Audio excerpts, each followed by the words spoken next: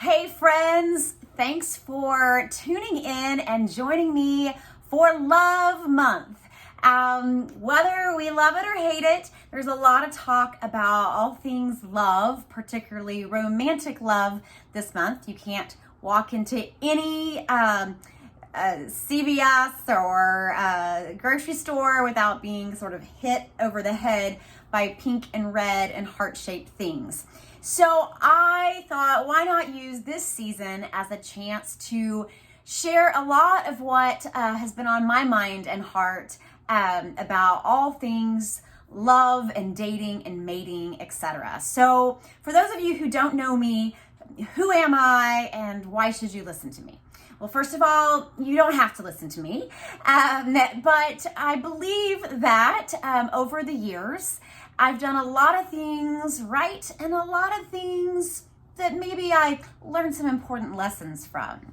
So I'm coming to you, yes, as someone who has been trained as a therapist and as a life coach, but I'm really speaking to you today as someone who has put a lot of thought and effort and hard work into to love and its presence or lack of presence in my life. And let's just say I've read all the self-help books and listened to all the podcasts, so maybe you don't have to. So listen, take what I'm sharing with you in the next few weeks and take what resonates with you and leave the rest. I hope that I will give you some gems to ponder. And this series is going to be for people who are both still looking for love in the form of a partner. It's going to be for people who are in a relationship, people who have been married, just coupled up, and people who are also just looking to think about maybe how they can love themselves more, because that's really what it all comes down to, okay? But today I want to talk to you about something I hear a lot from my clients and my girlfriends and guy friends for that matter. And it kind of goes like this usually. Why are they texting me all the time? Why do they send me all these messages and everything, but then never really follow up on it, never really want to make plans together, hang out together, IRL, in real life, right? And I would say that in the game of dating, there is something you want to be really cautious about. You want to know the difference between attention and intention, okay? You get that? There's a big difference between getting attention from someone but them having intention. So let me tell you a little story about a woman named Amanda, who a few years ago, when I was in a totally different career, I met this guy through work. And we would hang out and talk kind of in the hallways and during downtime. And then before we know it, I guess we exchanged numbers. And we got into this really awesome texting relationship. And I say relationship because it really kind of felt like one. I mean, I knew kind of what he was doing on a daily basis, vice versa, what he was eating for lunch, if he was going to work out or not that night. He even would text me when he was on great adventures overseas in different countries. I would hear from him. So in my mind, you must like me, right? You must be interested, or why would you be texting me so much? Well, this went on for longer than I would like to admit, because it was fun and it was entertaining and I was getting attention. And so it didn't end until one of my very doesn't mince words kind of friends, we were out one night and we ran into him. And she asked him, probably after a couple of cocktails, but she just flat out asked him, I didn't know this, but she asked him, why do you do this? Like, why are you blowing up Amanda's phone all the time, but not really asking her out, not really doing anything? Like, what's up? And here's what he said. He said, I like Amanda, but I'm just not sure I like her enough or that much, which I'm thinking they meant to really pursue, to really ask out and pursue a relationship with. Ouch, right?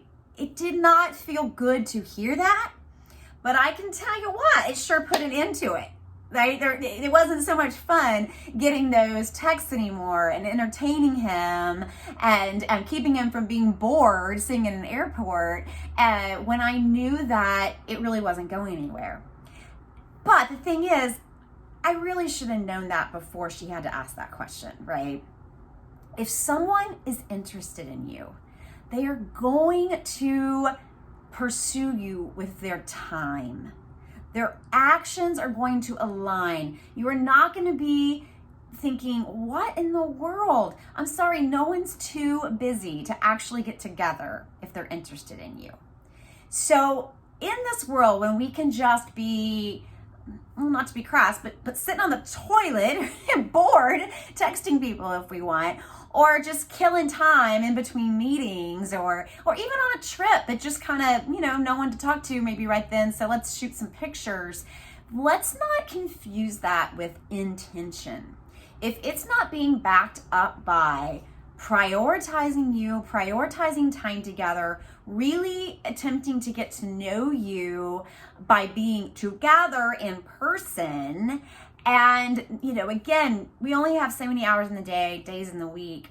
And so the true indicator about whether somebody is truly interested in pursuing something intentional with you is if they are willing to give you their most precious resource, which is their time.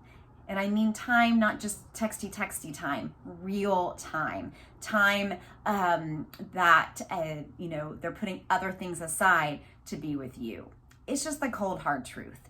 And I had to learn it kind of the hard way, but I'm glad I did, right? I'm glad I got that clear answer. And so again, if I can teach you anything through my experiences, that's what I want to do. Don't confuse attention with intention.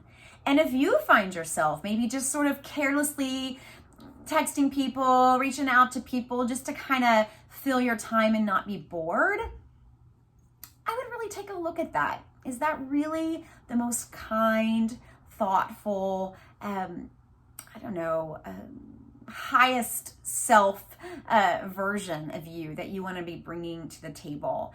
Make sure that, golden rule, treat others as you would want to be treated. So that's the lesson for today. Ladies and gentlemen, do not confuse attention with intention. Those are two entirely separate things. And while attention can feel good in the moment and kind of gives you that high, it's really leading nowhere if it doesn't have the intention behind it. All right, well, I hope that was helpful, and I will be back very soon. I think my next message is going to be for those of you who are in a relationship and having you really think about the expectations that you have of your partner and whether they are realistic or not. All right, thanks for checking in. See you soon. And let me know if you have any thoughts or comments or have had any experiences about attention versus intention. And check me out on Life Coach Amanda if you haven't already and you want to learn more about me. Thanks. Bye.